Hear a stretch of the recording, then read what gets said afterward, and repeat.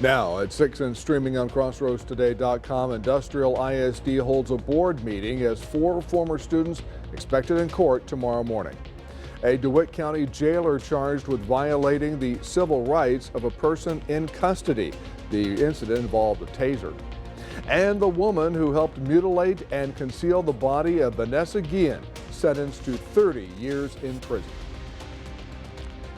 Good afternoon, everyone. Another triple-digit day. Yes, sir, we got up to 101 this afternoon. There are some cooling temperatures in North Texas. That means they're coming down into the 90s. So we'll talk about that in just a minute. Back to you. Multiple cowboys and cowgirls won some hardware at the rodeo over the weekend. That's coming up in sports. You're watching 25 News now at 6. Good evening and thank you for joining us. I'm Don Brubaker. Karina Garcia is off tonight. A jailer from DeWitt County charged with violating the civil rights of a person in custody. Julian Sanchez worked at the jail for about 10 months, starting in October of 2022. In late July, the Texas Rangers investigated a complaint involving unlawful use of force against an inmate. The incident involved a taser. Sanchez no longer with the sheriff's office.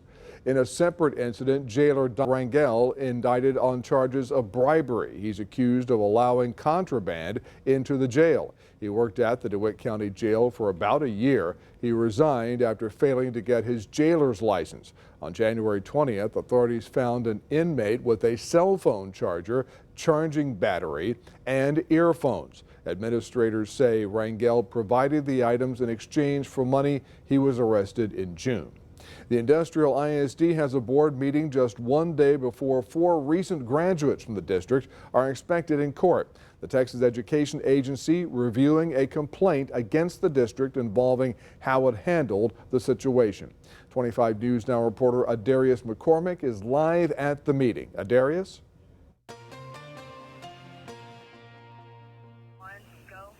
That's right, Don. Those 4 graduates were arrested and charged with organized crime assault. And once again, there is no mention of the incident in the agenda. However, we spoke with the victim's civil attorney earlier today. Attorney Susan Soto is not involved in the criminal case against Cullen Stumfall, Christopher McRory, Zachary Kuckler, and Braxton Warren. Attorney Soto is working with the TEA to investigate the Industrial ISD's response to the alleged assault. She says the family wants answers from the district, so the Office of Civil Rights, TEA, and Title IX are working hard to get these answers. They will also investigate into a school district's actions and determine whether or not those actions have complied with not only Title IX, but other federal laws. And my clients have chosen to pursue all 3 of those avenues. Regarding the adults involved in and aware of the incident in April. Attorney Soto offered a word of advice to students and parents in the area who are concerned about the incident. She says students should find an adult to speak to and adults should pay close attention. If students find themselves in a situation in a school district that is not very responsive to student concerns, if that student does not have a trusted adult on their campus to whom they can go for help and advice, then I would encourage that student to find a trusted adult outside of the school system. The criminal case will start with a court hearing tomorrow in Jackson County. Attorney Soto will step in the case if it goes to trial. We will cover the court hearing tomorrow in Jackson County courtroom, and we will also listen for any mention of the incident in today's meeting. Reporting live in Vanderbilt, I'm Adarius McCormick, KAVU TV 25 News Now. Adarius, thank you. And here's your viewer poll this evening. Scan that QR code on your screen to vote now. Here's the question. Do you plan to follow the court hearing involving the former Industrial ISD baseball players? Yes or no? Let's look at the numbers. 59, just changed right on the, it's going between 59 and 60%. Now 61%. How about that? That's wild. Anyway, 60% the last I saw say yes, and 40% say no. We thank you for voting even as we speak, and we want to hear from you. Come to crossroadstoday.com/vote to take part, and we'll have an update on 25 News Now at 10. 2 people died in a car crash Saturday night. 62-year-old Teresa Raw Redden from Victoria and a 9-year-old girl died in the crash on FM 236 and FM 1685. That's 5 miles west of Victoria. Redden failed to yield the right-of-way while driving a 2016 Toyota RAV4 traveling west on FM 1685. That caused a 2003 GMC Sierra driven by Ismael Delgado traveling north on FM 236 to hit her car.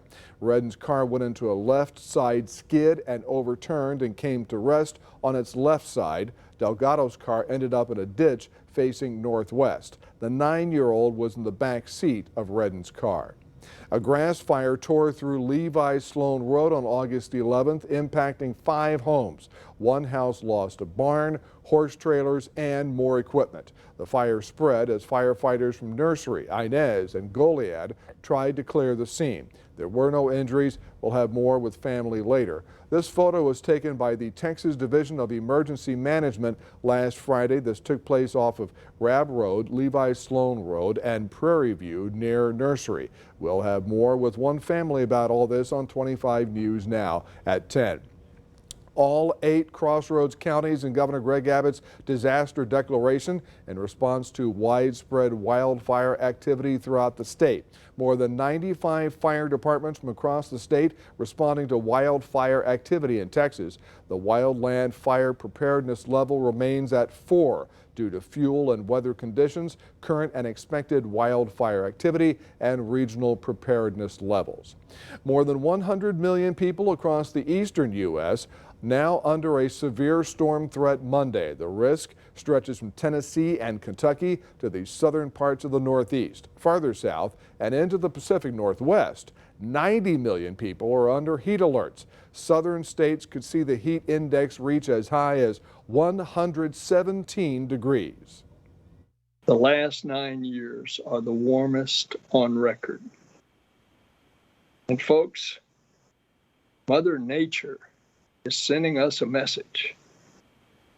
And that message is we better act now before it's too late to save our climate. In other words, to save our planet. The entire state of Louisiana now under an excessive heat warning, and Austin could reach its 37th consecutive day with temperatures over 100 degrees. And now let's take a first look at your forecast. Here's First Warn Storm Team Chief Meteorologist Mac Pettis. I tell you what, the heat just keeps coming on, but now you're saying we could have a rain chance. I'm going to show you the little rain showers that are occurring in North Texas. Here's Dallas, Fort Worth. We've got a little line of showers. That little line is actually coming down. Should be around our area tomorrow, so there's a little hope. You mentioned Louisiana, Don, and Natchitoches. Right, I believe that's the way they pronounce it. It was at 108 degrees. So even our friends in Louisiana are dealing with this. Usually that's a little bit different. We'll be back with your forecast coming up after this. All right, Mac, thank you. The National Weather Service issues excessive heat warnings for 2 area counties. DeWitt and Lavaca counties under excessive heat warnings from until 9 o'clock tonight. The National Weather Service says heat index values up to 115 degrees expected. A woman who helped mutilate and conceal the body of Fort Hood soldier Vanessa Guillen sentenced to 30 years in prison today in Waco. Cecily Aguilar is the only suspect arrested in connection with the killing in 2020. She has admitted to helping her boyfriend dismember and dispose of Guillen's body in the woods near Fort Hood. Guillen's family members held a rally outside the courthouse this morning demanding the maximum 30-year sentence for Aguilar. Emergency crews responded to a mass casualty incident on Lake Austin Sunday evening where 6 people were injured and 1 teenager is missing. Authorities say search and rescue efforts to find the missing teen have changed to a recovery effort. They say a boat went over the wake of another boat and lost control. Then it ran aground, ejecting at least 1 person. Authorities say 2 people suffered serious injuries and 2 others were transported to hospitals with potentially serious injuries. a lake that is as narrow as it is. It gets very crowded very fast. You get a lot of cross currents, you get a lot of cross wakes. And so if you're just plowing down the lake as fast as your boat will go, you can have an accident. Authorities could not confirm if people on board the boat were wearing life jackets. One person is dead and 4 others hospitalized following a crash on Lake Travis involving a boat and jet ski Sunday afternoon. Authorities said 14 people were on a pontoon boat and 1 person was on a personal watercraft when the crash happened. 4 people on the boat were injured and 1 died. The crash now under investigation. Shell is facing a lawsuit for a massive fire at one of its chemical plants. The state of Texas suing the oil giant after a chemical and refinery complex it owns near Houston went up in flames in May.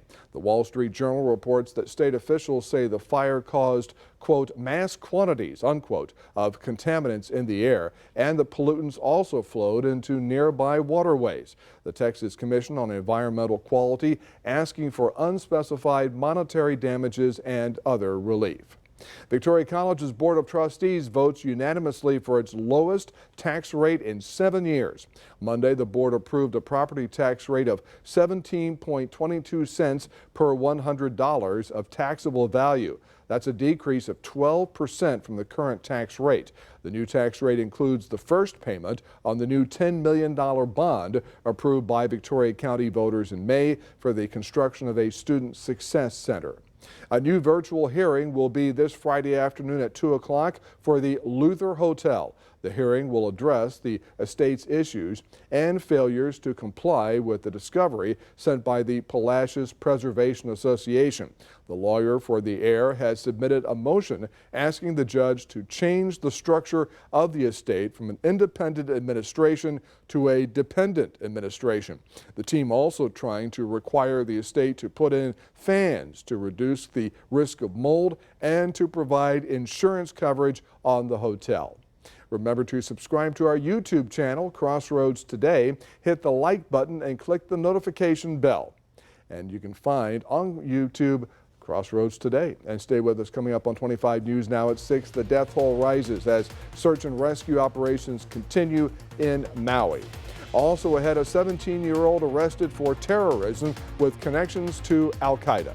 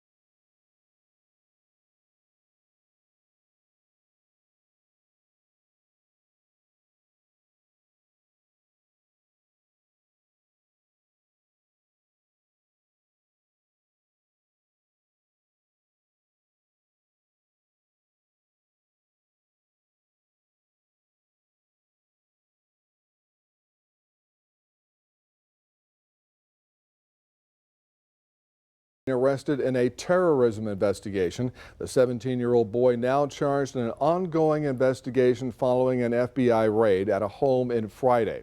He is accused of communicating with a group affiliated with Al-Qaeda. Philadelphia District Attorney Larry Krasner said the charges against him include criminal conspiracy, weapons of mass destruction, possessing an instrument of crime, and reckless endangerment of another person. The young man who's under arrest was an aspiring terrorist who was not merely thinking but was doing things that are deeply disturbing and presented a grave danger to everyone. Officials today did not release the name of the 17-year-old because right now he's being charged as a juvenile, but the DA says their intention is that he will be tried as an adult. New findings from the Boston University Center suggest playing football might increase the risk of developing Parkinson's disease. Participants who played tackle football were 61% more likely than those who played other organized sports to report a Parkinson's disease diagnosis. Those who played professional or college football were nearly 3 times as likely as those who played youth or high school football. The death toll in Hawaii currently stands at 99 and is expected to keep rising. And a lawsuit related to the potential cause of the fires has been filed. I'm completely heartbroken over this. Dwayne "The Rock" Johnson, who has strong family ties to Hawaii, echoing a sentiment shared by many. Hope is really the most important thing that we need, and to be sensitive to those who have lost everything. But hope is a high bar for many fire survivors, especially those with missing loved ones, watching as rescue and recovery teams sift through the ashes while remnants of the fires still burn. Every day going back to help clean up and help put spot fires out, or it still seems like a nightmare that we're trying to wake up from. Also rumors that the tragedy is becoming a morbid spectacle. I heard there was a snorkeling boat looking at Lahaina town. Give them respect. People died here. Oh no! Questions are growing over the outdoor warning sirens used for hurricanes and tsunamis, which were left silent as wildfires swept through. The Attorney General has launched a review of what happened with those sirens and some of the other actions that were taken. Some survivors were sent texts to phones without service. In the chaos of fleeing, trees were falling and branches were starting on fire, power lines were falling down. Those power lines the focus of a new class action suit filed against Hawaiian Electric, claiming the company failed to cut power as toppled energized lines ignited wildfires. Hawaiian Electric says it will cooperate with the review into exactly what happened. In Maui, I'm Gloria Pasmino reporting. Earth broke a record with its hottest July in 174 years and likely its hottest month ever documented. The National Oceanic and Atmospheric Administration's new study recorded that the planet's average global surface temperature was approximately 2 degrees Fahrenheit above the 20th century average. Since July is the globe's warmest month, the study says it's likely that July 2023 will also likely be Earth's hottest month on record. Yeah, we were discussing it over the weekend. Some friends were asking me, and you know, and I don't mean to be a Debbie Downer, but next summer, a year from now, it'll probably be worse because this is all building and building and building. So we need to start cleaning up our atmosphere because the carbon dioxide is hanging here. When the sun comes through, it just stays on the warmer side along the Earth's surface. Right now, if you hadn't noticed, it's 99 degrees. We did manage to get up to 101 this afternoon. Not a record, but warm enough. Coming back, we'll be talking about a cool front, not so hot front that's coming down from North Texas. We'll talk about that in a minute.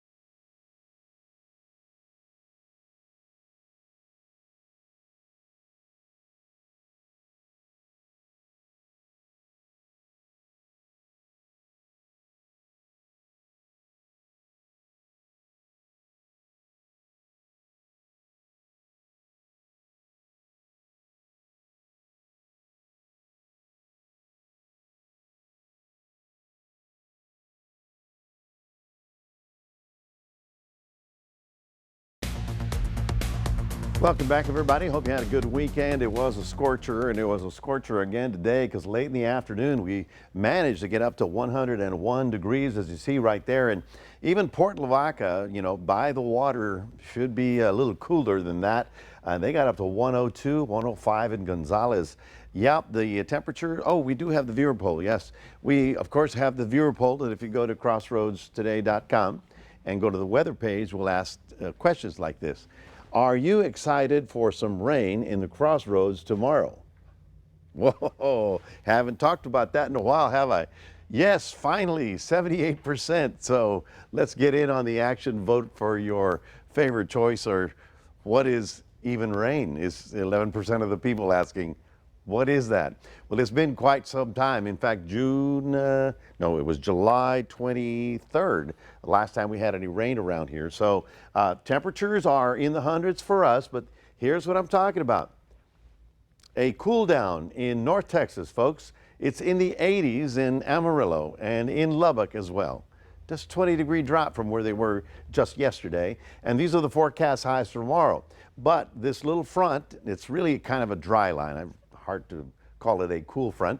It's a dry line. It's got drier air behind it, so it's going to drift down and it's going to be the boundary that's going to trigger a few little showers around our area. In fact, as you can see right about here, here's where the showers are occurring right about now. So we're looking at south of Dallas, not far from Waco. There are the little showers that are going to be moving down the state tonight, and tomorrow will be in our area. So that's why we put that question up there and get in on the action. Yes, it would be good to see a little bit of rain activity around here tomorrow.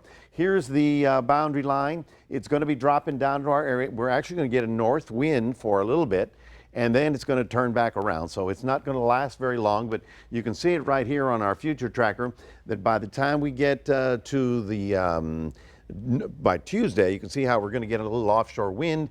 It's going to not cool us down. It's going to dry us out. But then just for a day or so, we have a chance of a little sprinkle shower, and then the south wind kicks back in and we warm back up. Now, the big dome of doom that has been in control of our weather and given us this unbelievable summer is moving again. Finally, it's going back west. That's going to open up the Gulf door and allow some sort of shower activity around here by the time we get to the weekend. Here we are looking at Friday. The dome of doom is up here in the Midwest, and you know, I send my sympathies to everybody in the Midwest. It's going to be brutal up there because it's what we've been through all summer long. Well, by the time we get to Saturday, Sunday, beginning of next week, we're going to have a big fetch of moisture coming in from the Gulf. Hopefully, we'll see something happening. Out in the Pacific, it's very active. The Atlantic is quiet. We've got 1, 2, 3 actual systems out there. Fortunately, none of them going to Hawaii. They've had enough trouble. Anyway, here's our forecast. Day planner tomorrow.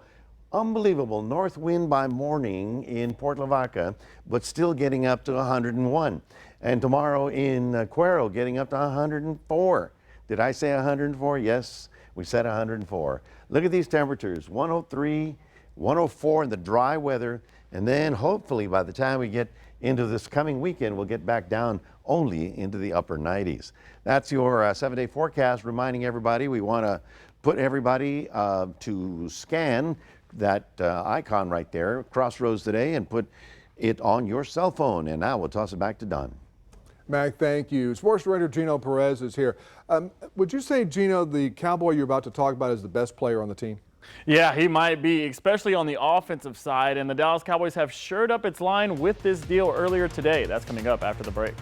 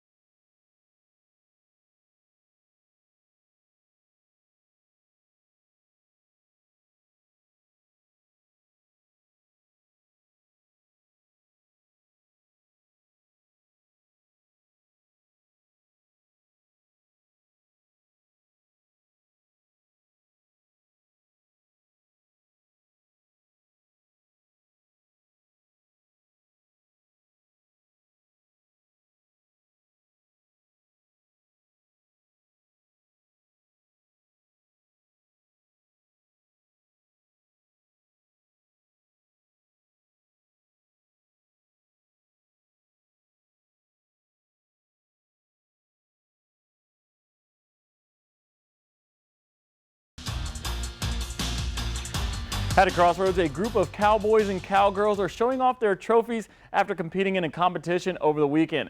Down in Port Lavaca, boys and girls of all ages competed in various events like mutton busting and novice bull riding. The 6 competitors that won a title posed for a photo while showing off their trophy, some of which were almost as big as the athletes themselves. The winners include Laramie Hurst, Sterling Kinkerbrink, Caitlin Dodds, Rooster Garza, John Galloway, and Diego Garcia. Also over the weekend, the Pro Bull Riders organization hosted an event in Goliad, and it was a packed house. The start of the college football season is a few weeks away, and the preseason AP poll is out, and 3 Texas schools made the top 25. The top-ranked team in the Lone Star State are the Texas Longhorns. The Burnt Orange just come in outside the top number 10, at number 11. The next up on the list are the TCU Horned Frogs. The national champion runner-ups start the year at number 17, just behind the team that beat them in the Big 12 title game, behind Kansas State. The last Texas team to make the list are the Aggies from College Station. Texas A&M just squeaks in at number 23, but have the top-ranked recruiting class in college football, with local names like Reuben Owens out of El Campo and Dalton Brooks from Shiner who are on the squad. Also, other Texas teams that just missed the cut are the Texas Tech Red Raiders, UTSA, and Baylor Bears. The Dallas Cowboys finally decided to agree on a deal with the all-pro right guard Zach Martin, who has been holding out of training camp. The contract extension will make him $18 million a year for the next 2 years. This new deal puts him in the top 3 of annual value, only trailing 2 other guards in the league. Martin showed his delight by going to social media saying, "Back to work," after he has been missing since the beginning of training camp. Former Cowboys running back Ezekiel Elliott has a new home. He will be joining the New England Patriots. The deal is worth 1 year for $6 million. Last season, Zeke only averaged 3.8 yards per carry and 12 touchdowns. The 28-year-old will look to resurrect his career under Bill Belichick. The first 3 years of his career, he averaged over 95 yards per game on the ground. His last 2 years, he only averaged 58. That's your sports. Don, back to you. All right, Gino, thank you. We're back in a moment. The latest images from the Webb telescope show something questionable in outer space.